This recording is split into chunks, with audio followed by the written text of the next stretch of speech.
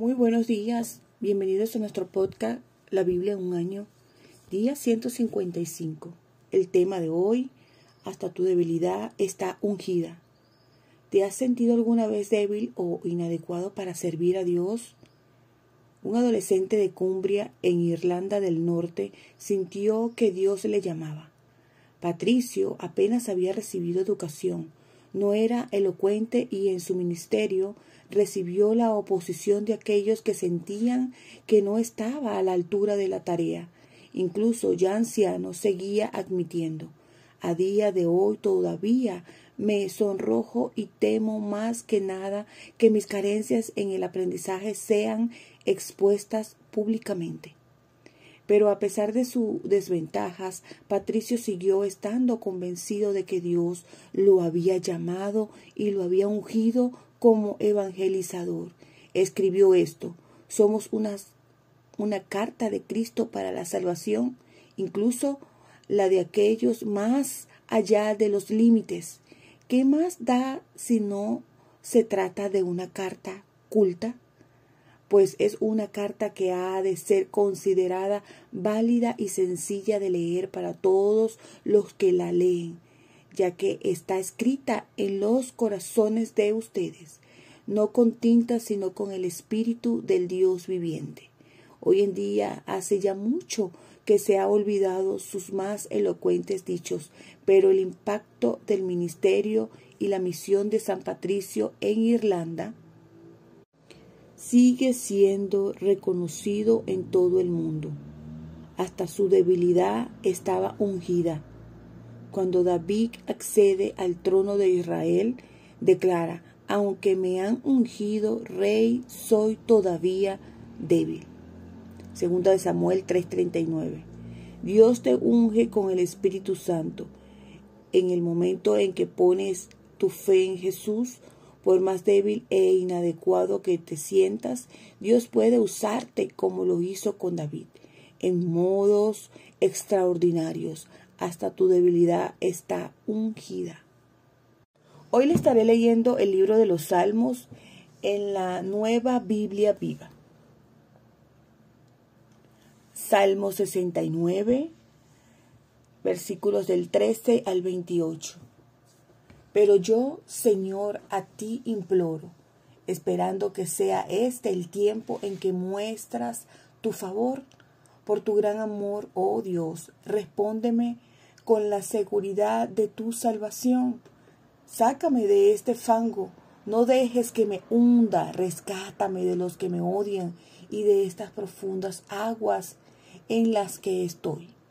No dejes que la corriente me arrastre, ni que el abismo me trague, ni que la fosa me devore. Señor, responde a mis plegarias, pues admirable es tu gran amor, porque grande es tu misericordia. Vuélvete a mí, no te ocultes de este siervo tuyo, pues estoy angustiado. Apresúrate, respóndeme. Ven, Señor, y líbrame, rescátame de todos mis enemigos. Tú sabes cómo me insultan, humillan y avergüenzan. Tú ves a todos mis enemigos y sabes lo que cada uno ha dicho. Sus insultos me han quebrantado el corazón y estoy desesperado. Si por lo menos uno mostrara piedad, si uno por lo menos me consolara. Me dieron a comer veneno, para mi sed me brindaron vinagre. Que su banquete se convierta en trampa y su seguridad en lazo. Que caigan sobre ellos tinieblas, ceguera y extrema debilidad. Derrama sobre ellos tu furia y consúmelos con la fiereza de tu ira. Que sus hogares queden desolados y sus tiendas de campaña abandonadas, porque persiguen al que tú has angustiado y se burlan del dolor de aquel que tú has herido. Amontonan sus pecados y no les des tu salvación. Que estos hombres sean borrados del libro de la vida, que no queden inscritos entre los justos. Amén. Punto 1. Ungido en los tiempos de dificultades. Estás pasando por un tiempo de dificultad. David atravesaba atravesaba un momento de profundas dificultades en sus vidas. Se sentía que estaba en un foso, o como dice el mensaje, en un agujero negro o una trampa mortal. Y dice, estoy tendido boca abajo, reducido a la nada. Versículos del 15 al 20 en la versión El Mensaje. David, el líder ungido de Israel, se puede ver en 2 Samuel 5:3, era una persona de oración. Muchos de los salmos se le atribuye en este salmo. Vemos un ejemplo de la honestidad, crudeza e intimidad de sus oraciones. Cuando atravieses dificultades o estés en una posición de gran debilidad, conoce el gran amor de Dios por ti. David ora, por tu gran amor, oh Dios, respóndeme. Salmo 69:13. Respóndeme, Señor, por tu bondad y tu amor, por tu gran compasión, vuélvete a mí. Versículo 16. B. Clama a Dios en tu corazón. Sea honesto con Dios, dile lo que realmente sientes. Sácame del fango, no permitas que me hunda. Versículo 14. No escondas tu rostro de este siervo tuyo. Respóndeme pronto, que estoy angustiado. Versículo 17. Acompáñame a orar. Señor, gracias porque en los momentos de dificultad puedo orar. Señor, hoy clamo pidiendo tu ayuda. Amén. Acompáñame a leer el libro de Hechos, capítulo 1, versículos del 1 al 22. Versículo 1. Distinguido Teófilo, en mi primera carta te hablé de todo lo que Jesús empezó a hacer y enseñar y de cómo regresó al cielo después de darles instrucciones a través del Espíritu Santo a los apóstoles que había escogido durante los 40 días que siguieron a sus sufrimientos. Se presentó repetidas veces ante los apóstoles y les demostró que estaba vivo. En todas esas ocasiones les habló del reino de Dios. Estando con ellos, les mandó que no salieran de Jerusalén hasta que, tal como ya les había dicho, recibieran la promesa del Padre. Juan los bautizó con agua, les recordó, pero dentro de poco ustedes serán bautizados con el Espíritu Santo. Los que se habían reunido con Jesús le preguntaron, Señor, ¿vas ahora a restaurar el reino de Israel? El Padre ha fijado ese tiempo, les contestó, y a ustedes no les corresponde saberlo. Sin embargo, cuando el Espíritu Santo desciende sobre ustedes, recibirán poder para ser mis testigos, no solo en Jerusalén, sino también en toda Judea, en Samaria y hasta lo último de la tierra. Y mientras les decía esto, ascendió al cielo y desapareció envuelto en una nube. Los discípulos seguían con la mirada fija viendo cómo se perdía en las alturas, y en eso 2 varones vestidos de blanco se pusieron junto a ellos. Galileos, les dijeron, ¿por qué se han quedado mirando al cielo? Jesús regresará de la misma forma en que lo han visto ascender al cielo. ¿Cómo estaba en el monte de los Olivos?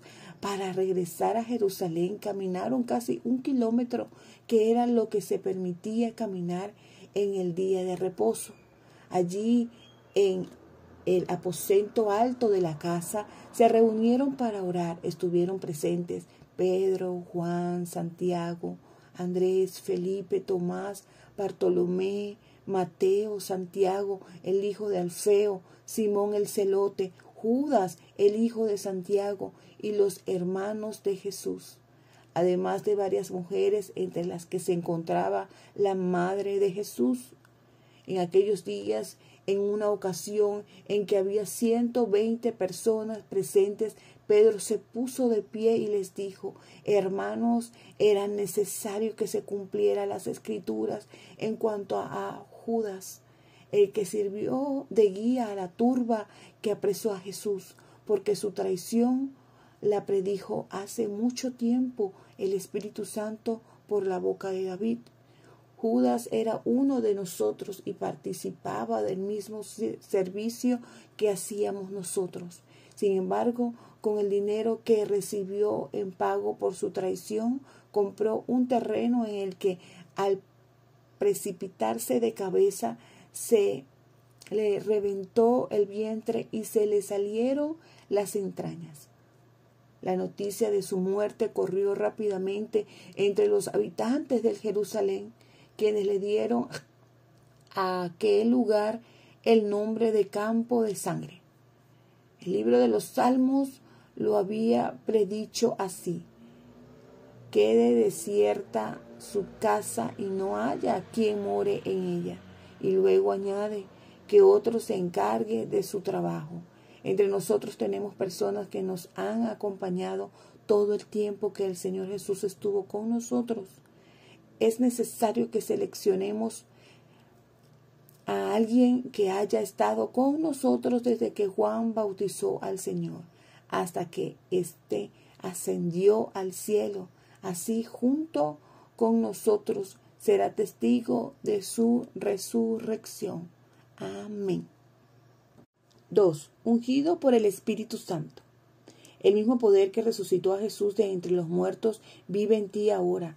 De los 4 autores de los evangelios, Lucas es el único que prosigue contando la historia de la siguiente generación. La historia de Jesús tiene continuidad en los creyentes, versículo 15, y ahora continúa en ti. El libro de los Hechos es el volumen primero de la historia de la iglesia. A Lucas le importa la historia y usa palabras como testigos presenciales, investigado con esmero y escrito ordenadamente. Lucas 1 del 2 al 3. Y aquí habla de las muchas pruebas convincentes. Se puede ver también en Hechos 1:3. Subraya que Jesús no solo se apareció como una efímera impresión, como un fantasma. Después de padecer la muerte, se le presentó dándoles muchas pruebas convincentes de que estaba vivo. Durante 40 días se les apareció mientras comía con ellos, versículos de 2 al 4.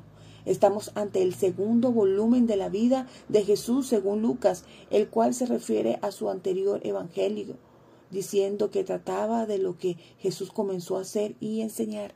Versículo 1. Ahora nos cuenta la historia de lo que Jesús continuó haciendo mediante el Espíritu Santo. Jesús habló del Espíritu Santo como la promesa del Padre, versículo 4.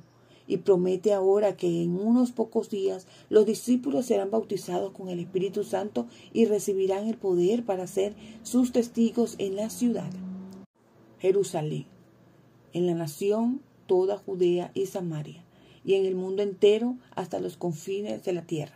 Versículo 8. A lo largo del resto del pasaje vemos una serie de ejemplos de gente que ha sido llena del Espíritu Santo y ha sido su mensajera por todo el mundo. La maravillosa noticia es que tú estás incluido en esa lista.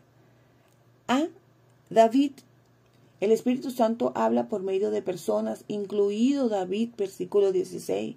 Pedro da ejemplo de cómo el Espíritu Santo habló por medio de David en los Salmos, prediciendo incluso la sustitución de Judas, el traidor, versículos 15 al 20. Jesús. Más que a nadie, el Espíritu Santo ungió a Jesús. Lucas narra que Jesús dio instrucción por medio del Espíritu Santo a los apóstoles que había escogido. Versículo 2. Particularmente les digo, una vez mientras comía con ellos, les ordenó: no se alejen de Jerusalén, sino esperen la promesa del Padre, de la cual les he dado. Juan bautizó con agua, pero dentro de pocos días ustedes serán bautizados con el Espíritu Santo. Se puede ver el versículo 4 y el 5. Los apóstoles, aunque fueran débiles en muchos sentidos, los apóstoles habrían de ser ungidos por el Espíritu Santo para realizar la tarea que les aguardaba. Las palabras apóstol se usa de diferentes maneras en el Nuevo Testamento. en el sentido más amplio, es la persona enviada por Dios y es claramente el caso de mucha gente que lo ha sido en el pasado y lo es hoy. Ver 1 Corintios capítulo 12 versículos 28 y 29. En un sentido menos amplio, es gente que tiene lo que ha sido escrito como el carisma del liderazgo apostólico. Se pueden ver en Marcos 3:14. En este pasaje en concreto es usado en el sentido menos amplio. Ellos eran un grupo especial de personas capacitados de manera especial y única por Jesús. El Espíritu Santo habló por medio de ellos de una manera única. Ellos eran los apóstoles que Jesús había escogido, las personas a quienes dio instrucciones especiales por medio del Espíritu Santo.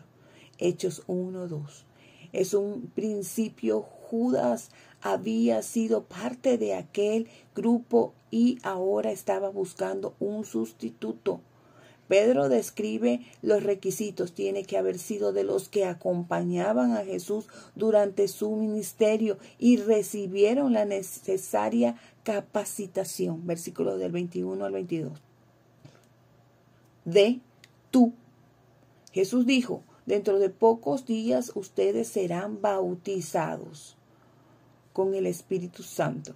Recibirán poder y serán mis testigos, tanto en Jerusalén como en toda Judea y Samaria y hasta los confines de la tierra. Versículos 5 y 8. En el día de Pentecostés se cumplió esto y el apóstol Pedro dejó claro que la promesa era para todos aquellos a quienes el Señor nuestro Dios quiera llamar. Capítulo 2, versículo 39. Lo cual te incluye a ti. El Espíritu Santo viene a ungirte y darte poder para ayudarte y guiarte en todos los aspectos de tu vida, no simplemente en las áreas espirituales. Todo lo que tienes pertenece a Dios y Él quiere ser parte de todo en tu vida por medio del Espíritu Santo que vive dentro de ti. Dios quiere que llegues a ser como Jesús en todos tus pensamientos, actitudes, palabras, acciones. Para el mundo tú eres como Jesús. Acompáñame a orar. Señor, gracias porque tu Espíritu Santo vive ahora en mí. Gracias porque aunque soy débil, estoy ungido para ser tu testigo. Ayúdame a ser un instrumento por medio del cual tu Espíritu Santo hable. Amén. Vamos a estar leyendo 2 Samuel, capítulo 3, versículos del 22 en adelante. Y vamos a estar leyendo 2 Samuel, capítulo 5 hasta el 5.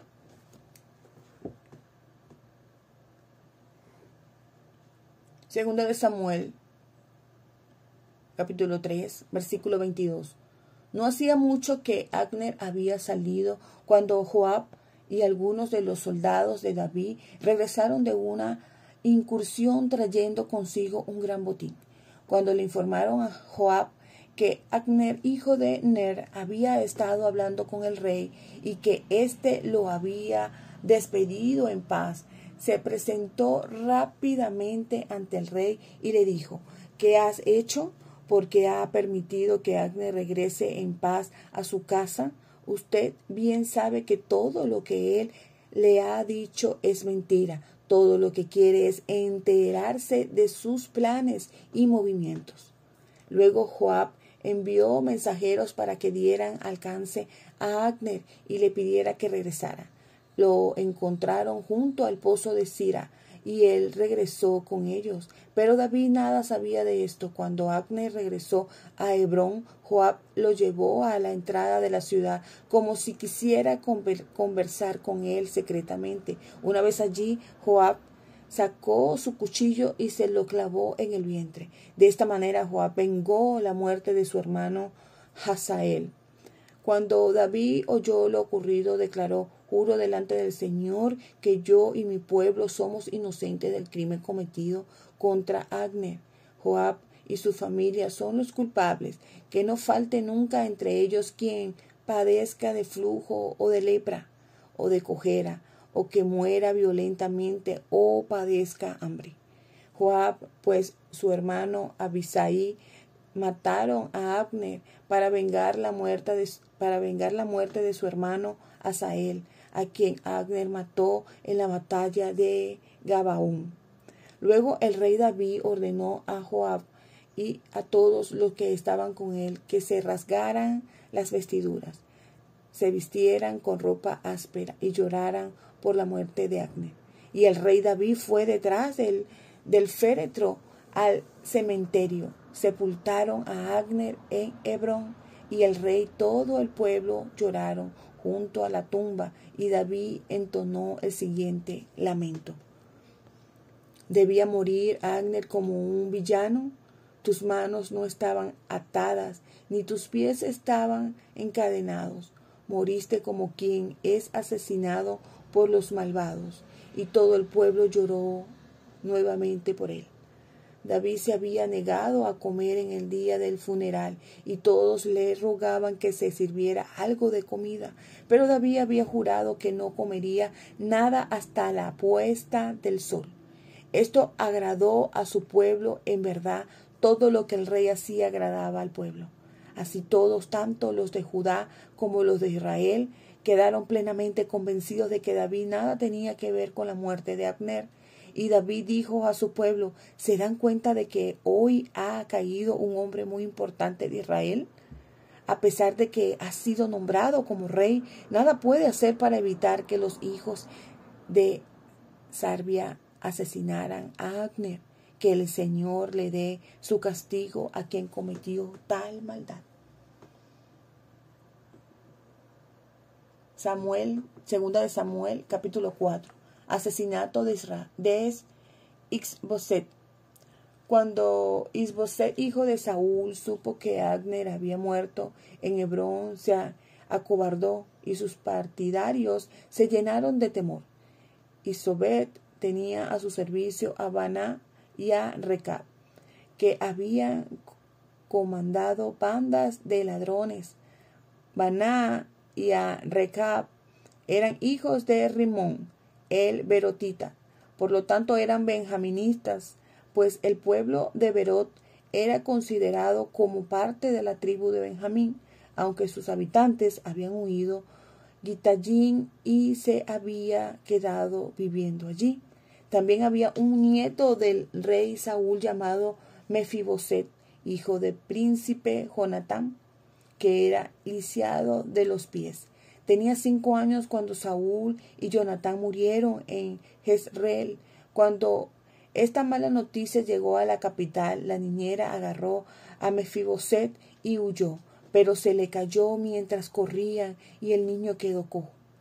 Un día Recab y Baná, los hijos de Rimón el berotita, llegaron al hogar del rey Isboset. Era mediodía y éste tomaba una siesta. Entonces, con el pretexto de ir a sacar una bolsa de trigo, se metieron al cuarto donde dormía Isboset, lo mataron a puñaladas y le cortaron la cabeza. Luego anduvieron toda aquella noche por el Arabá, llevando consigo la cabeza de Isboset. Al llegar a Hebrón, se la entregaron a David, al tiempo que le decían: mire, mi rey, esta es la cabeza de Isboset, el hijo de su enemigo, Saúl, el que trató de matarlo. Hoy el Señor le ha dado la venganza sobre el rey Saúl y toda su familia. Pero David les contestó: juro delante del Señor que me salvo de todos mis enemigos, que ustedes morirán. La recompensa que le di a aquel que me dijo: Saúl ha muerto, pensando que me traía una buena noticia, fue apresarlo y hacerlo matar en Siclag.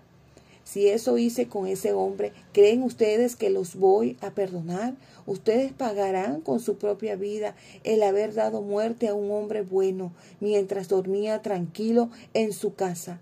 Me vengaré de ustedes eliminándolos de este mundo. David ordenó que les dieran muerte y así lo hicieron. Les cortaron las manos y los pies y colgaron sus cuerpos cerca del pozo de Hebrón. Luego tomaron la cabeza de Isboset y la sepultaron en el sepulcro de Abner en Hebrón. Segunda de Samuel capítulo 5, versículo 1. Después de eso, todas las tribus de Israel fueron a Hebrón y le dijeron a David: aquí estamos nosotros, somos sus hermanos de sangre. Además, sabemos muy bien que aunque Saúl era nuestro rey, realmente usted era el que iba al frente del ejército de Israel cuando teníamos que enfrentar a nuestros enemigos. También estamos enterados de que el Señor le ha dicho que usted será el pastor y rey de este pueblo. Entonces David hizo un pacto delante del Señor con los jefes de Israel en Hebrón, y ellos lo coronaron rey de Israel. Cuando David comenzó a reinar sobre Judá en Hebrón, tenía 30 años. Ya llevaba 7 años y medio como rey de Judá, cuando los de Israel lo coronaron también como rey de ellos. Así que después de esto reinó 33 años más sobre toda Israel y Judá, y lo hizo desde Jerusalén, de modo que en total reinó unos 40 años. Amén. 3. Ungido para el liderazgo. No necesitamos ser perfectos para ser líderes. David dijo, aunque me han ungido rey, soy todavía débil. Capítulo 3, versículo 39. La historia de la vida de David en la Biblia es un gran testimonio tanto de unción como la de la debilidad de David.